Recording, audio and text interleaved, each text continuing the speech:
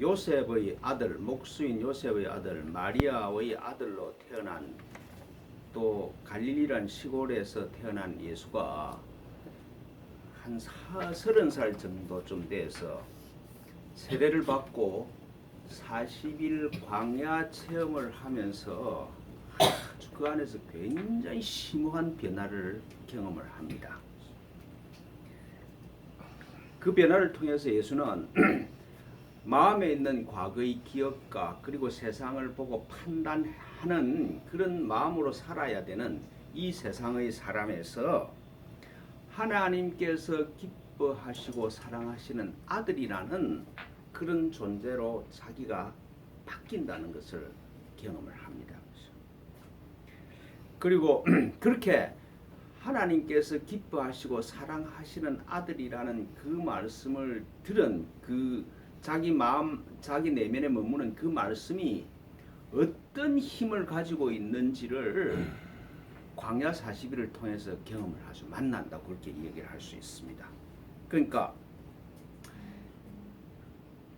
예수 안에서 일어나는 모든 마음의 어려움이 하나님의 사랑하시고 기뻐하시는 아들이라는 이 정체성이 주는 힘 앞에서 모든 것이 다 물러가고 제압되는 그런 경험을 광야에서 하시죠.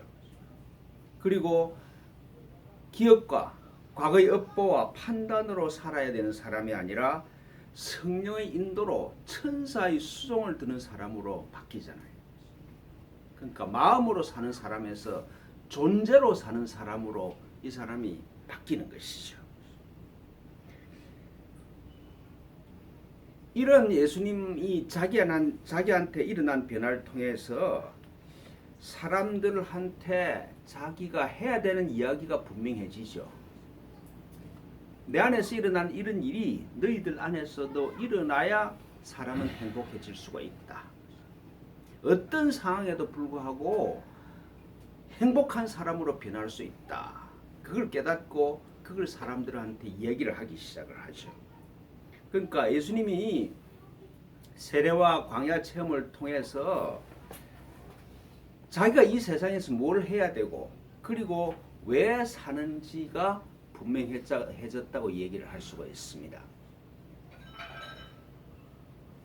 사람이 이제는 너희들도 이제는 내 옆에 있는 사람들은 내 이웃들은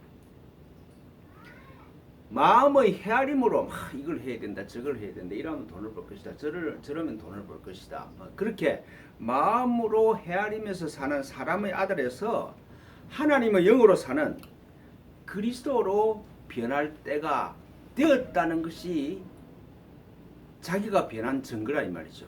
아, 때가 되었다. 때가 찼구나. 그 얘기를 해도 되겠구나 하는 일이 자기한테 임했다 말씀이죠. 그래서 그걸 확실히 경험을 하고 나서 예수는 자기 존재가 에고로서 그리스도로 변해버렸어.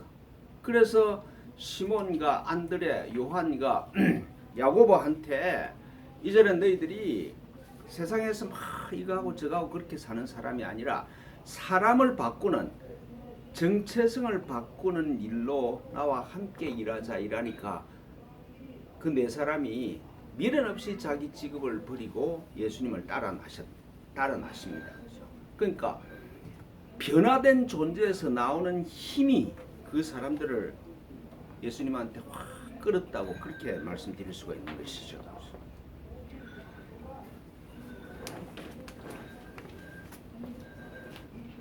그리고 사람을 마음에서 사는 차원에서 그리스도라는 존재로 사는 하나님의 아들로 변하게 할 수 있는 준비를 마친 예수님께서 내가 사람의 아들이 아니라 하나님의 아들이다.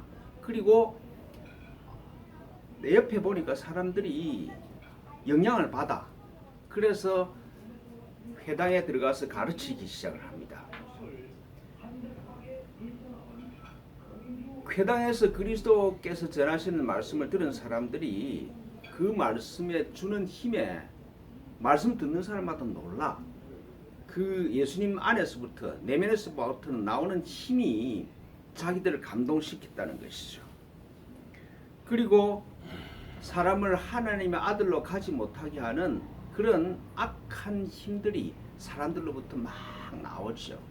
그러니까 그걸 이제 귀신들이 사람들로부터 떠났다. 예수님께서 그리스도께서 사람들 안에 있는 그런 악한 영들로부터 나오라고 그러니까 그 악한 영들이 꼼짝을 하지 못하고 다 밖으로 나온다는 것이죠.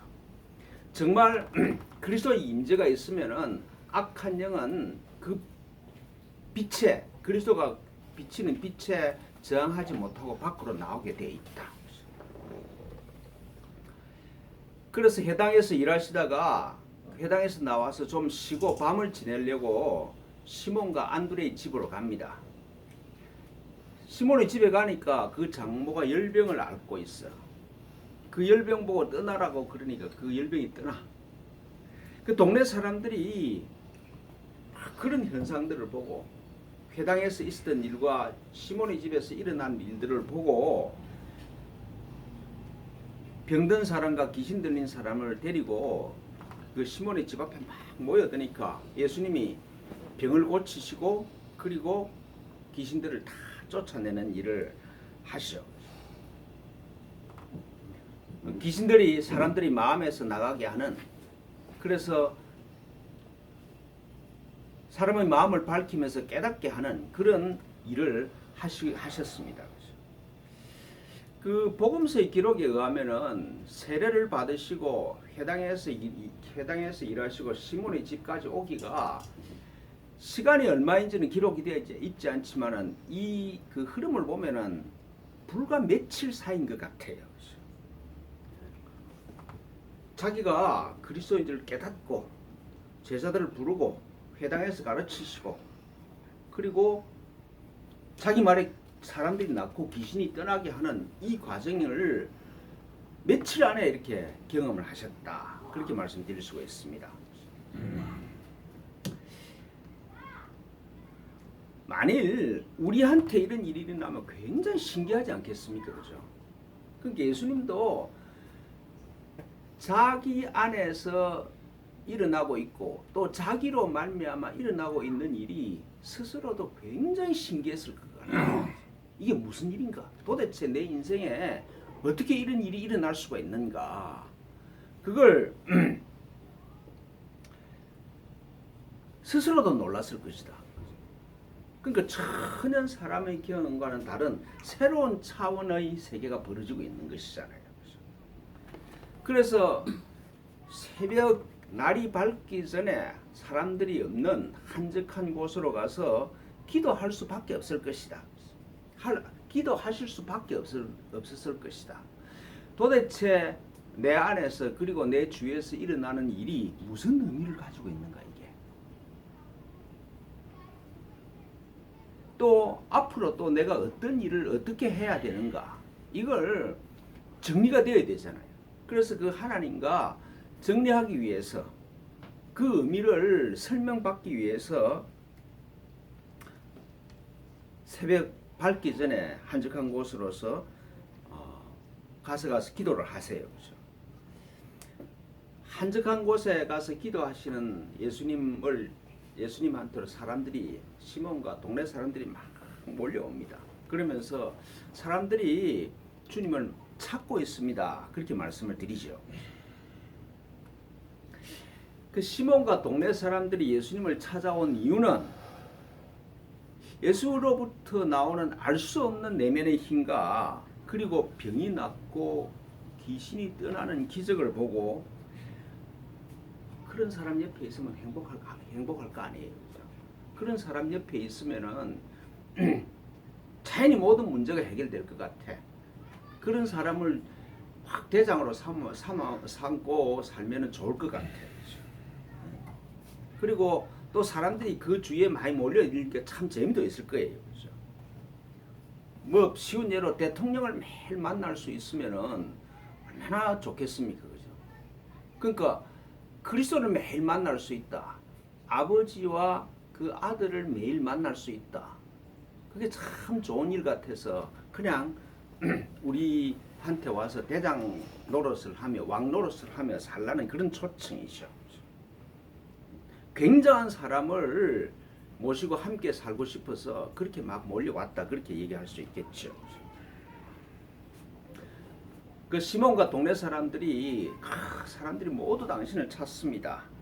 그래서 함께 마을로 돌아가자. 그러니까 예수께서 하시는 말씀이 우리가 다른 마을로 가자. 거기서도 내가 전도하려니 내가 이를 위해서 왔노라. 그렇게 말씀하시고 거절하세요. 그죠? 그러니까 예수님께서 새벽 밝기 전에 기도하시면서 자기한테서 일어나는 일의 의미와 그리고 앞으로 어떤 일을 해야 될 것을 분명하게 깨달았다. 분명하게 알아들었다.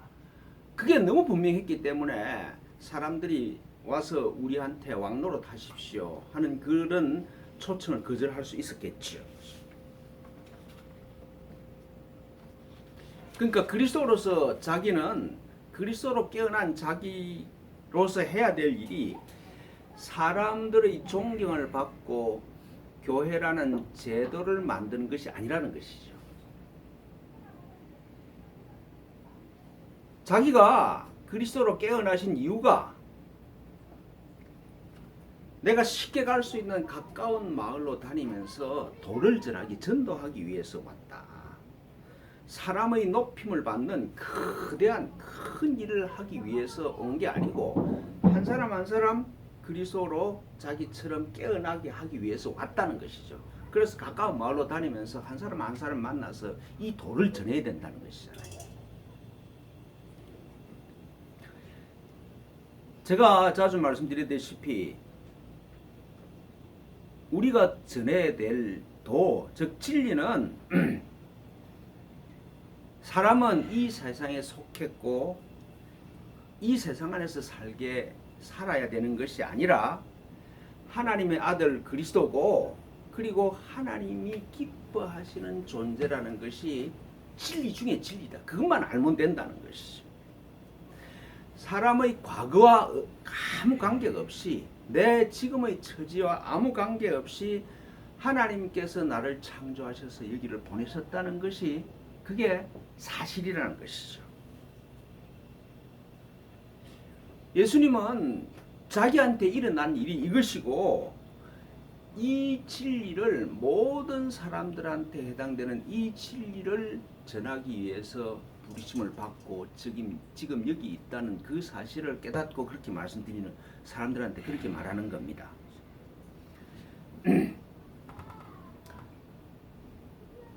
내 정체성이 이 세상에 속한 사람의 아들이 아니라 하나님의 아들 그리스도라는 깨달음 앞에 해결되지 않는 문제가 없다.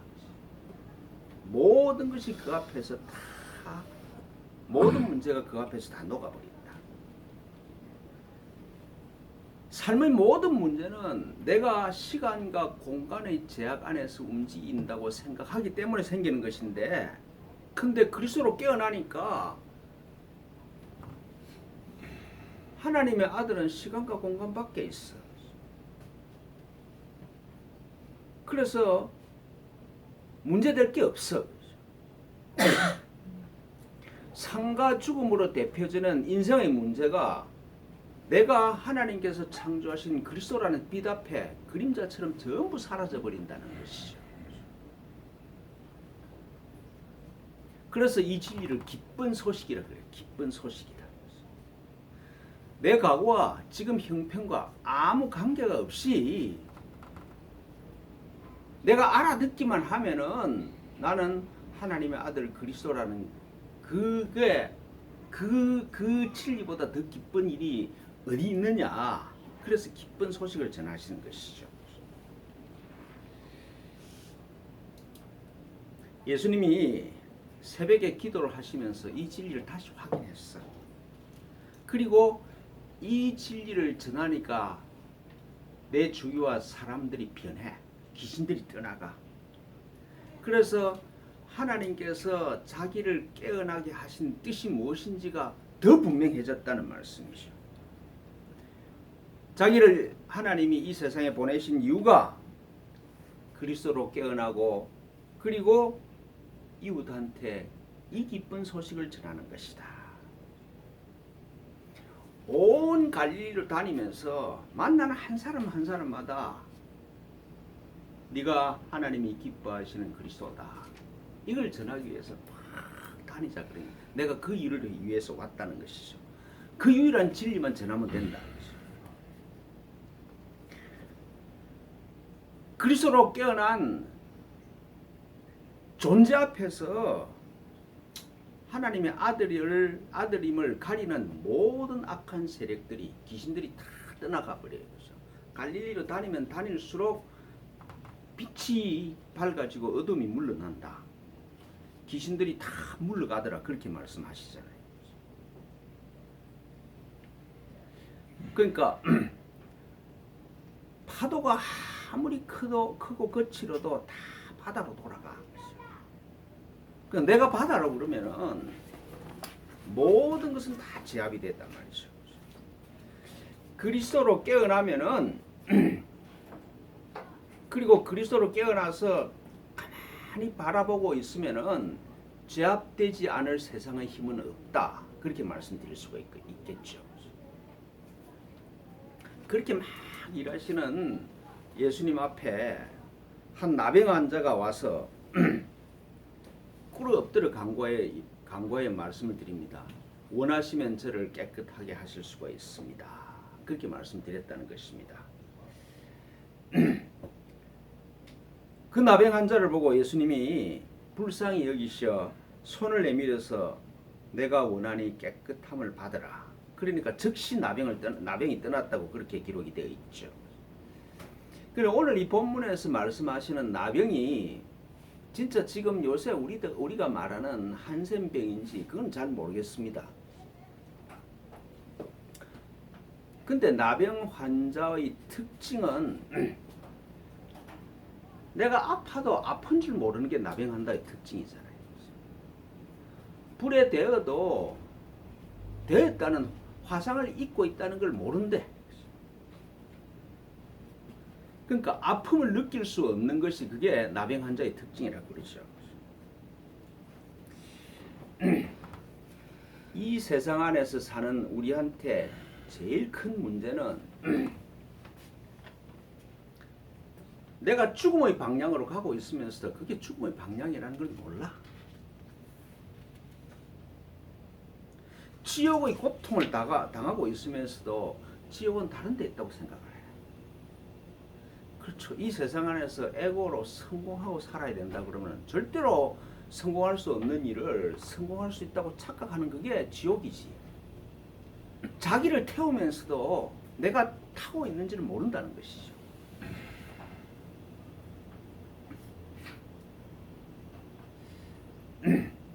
그런 상식적으로 그렇잖아요. 내가 하나님께서는 나를 하나님의 아들 그리스도로 창조하셨어. 그걸 까맣게 잊어버리고 내가 이 세상에 속한 사람의 아들 에고로 사는 것이 그 정신 이상이잖아요. 우리가 정신병자인데 내가 정신병자가 아니라고 착각하고 살아.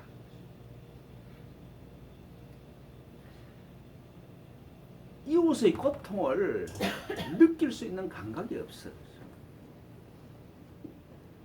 다른 사람의 심각한 불치병이 내 감기보다 못해.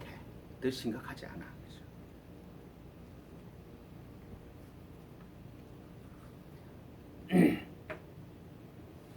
저도 그렇고 사람들이 사는 걸 보면은 이웃을 미워해. 그 미움을 이웃 때문에 왜 내가 고생하고 있는지를 이해할 수 없을 정도로 자기 스스로 고통을 당해야 되죠.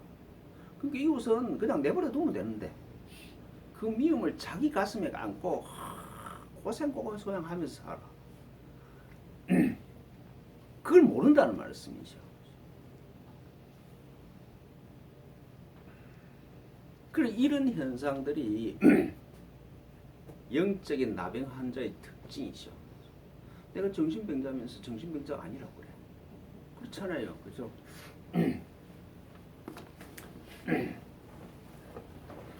내 아들이 나보고 나는 당신 아들이 아니야 이러면은 저게 돌았나 이래 되죠. 그렇잖아요. 저게 돌았나. 그러니까 우리는 다 하나님 보시기에는 약 정도의 차이는 있으나 전부 정신병자들이에요. 괜히 형제를 미워하면서 그게 용서할 수 없다 이러면서 뭐 스스로 고생을 하고 살아. 그게 나병이지. 영적인 나병이지.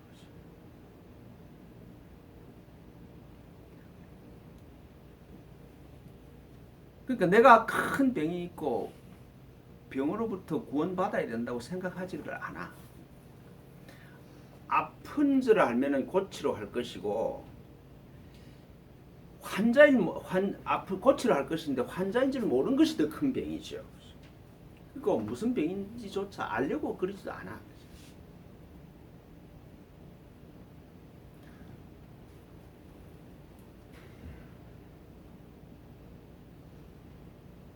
내가 아프고 그것이 무슨 병인지를 알면은 치유의 방법은 나타나게 되어 있습니다.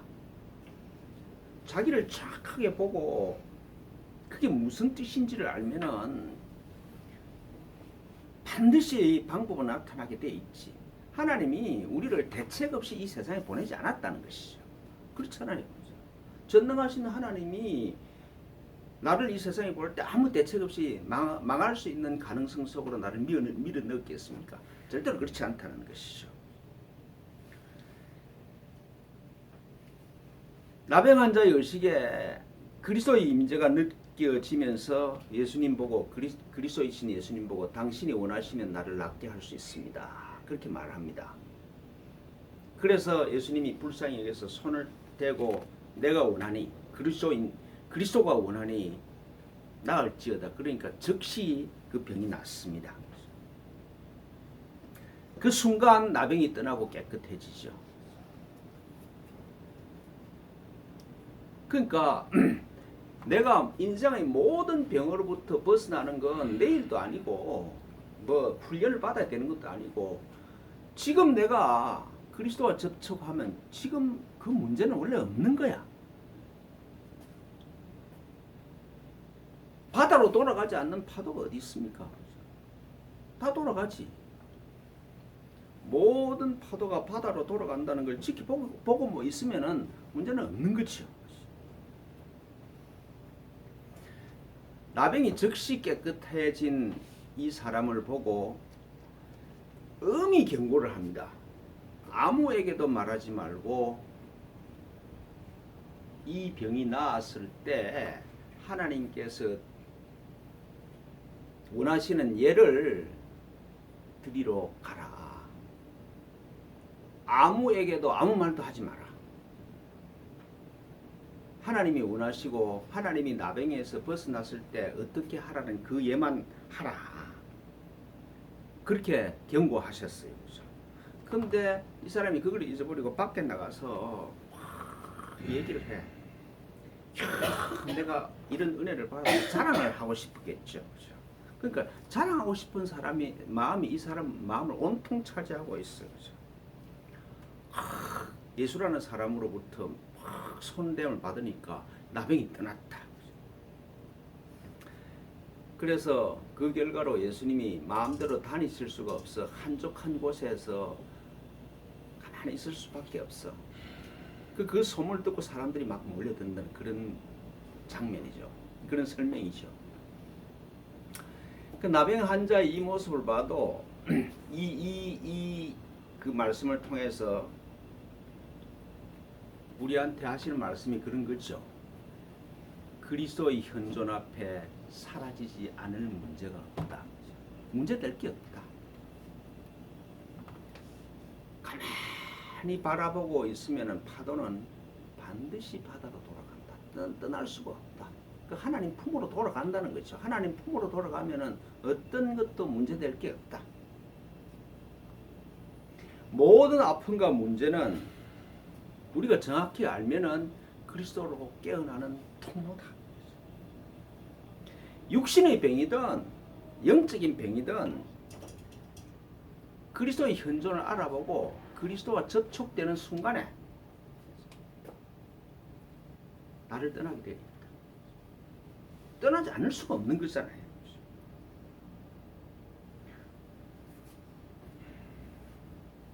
바다의 파도 크기가 문제되지 않아. 다 해결되게 돼 있다는 말씀이죠. 근데 오늘 본문에서 제가 생각하기로 제일 중요한 점은 예수께서 엄히 경고하시면서 아무에게 아무 말도 하지 말고 하나님께서 정하신 예를 행하라. 이게 핵심이라고 생각이 돼요. 하나님 아버지께서 자기한테 하신 일의 의미가 뭔지 분명하게 깨달아라. 그래서 예수님처럼 내 안에 계시는 그리스도께로 돌아가면 된다. 그러니까 예수님처럼 내가 하나님께서 기뻐하시는 사랑하는 아들이라는 그 진리로 깨어나는 일보다 더 중요한 일은 없다. 예수라는 사람을 내가 효행히 만나서 나병으로부터 도움을 받았다. 하나님께서 막 은혜를 줘서 기도를 다 하니까 기도가 낫는 응답을 받았다. 그 간증도 많이 하잖아요. 그런 기도 간증이 많은 사람 치고 이상하게 변하지 않는 사람이 없어요.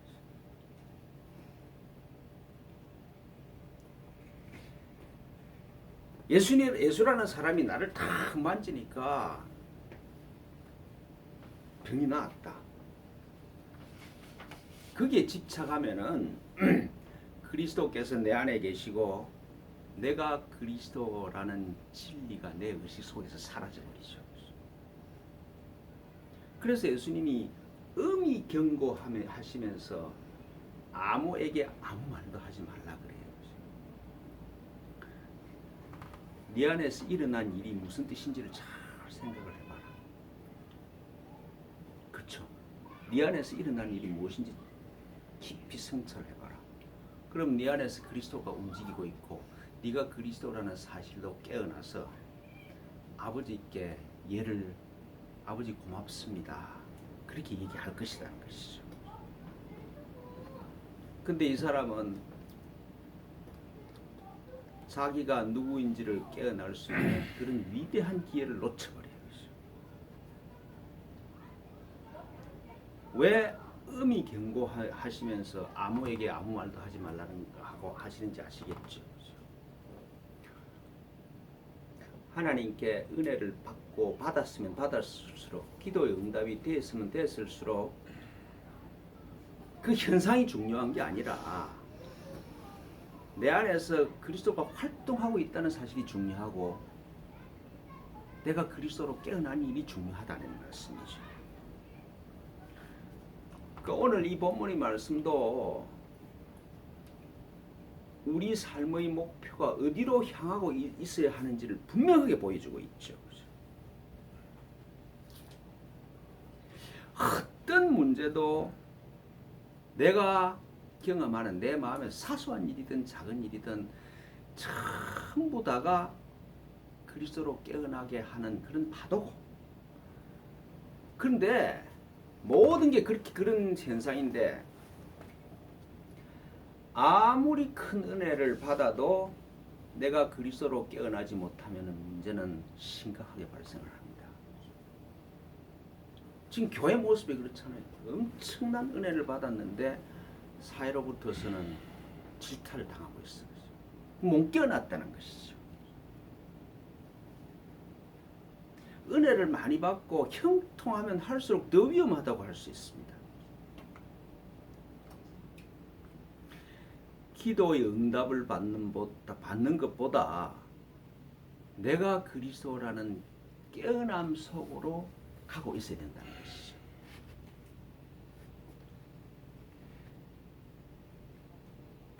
신유의 집회에 가서 병을 치유받아서 다 보면 제발 해.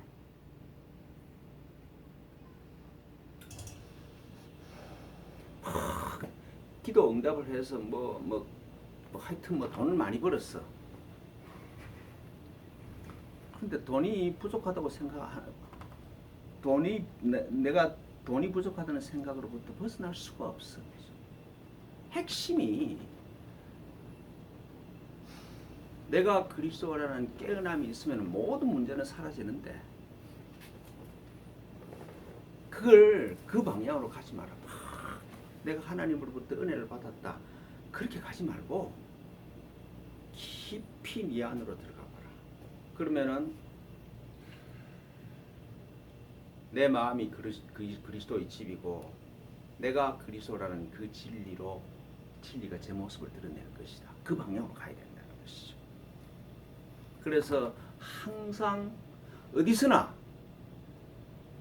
그리스도와 함께 살 수가 있고 그 소식을 전하기 위해서 우리가 사는 거다 이 말씀이죠.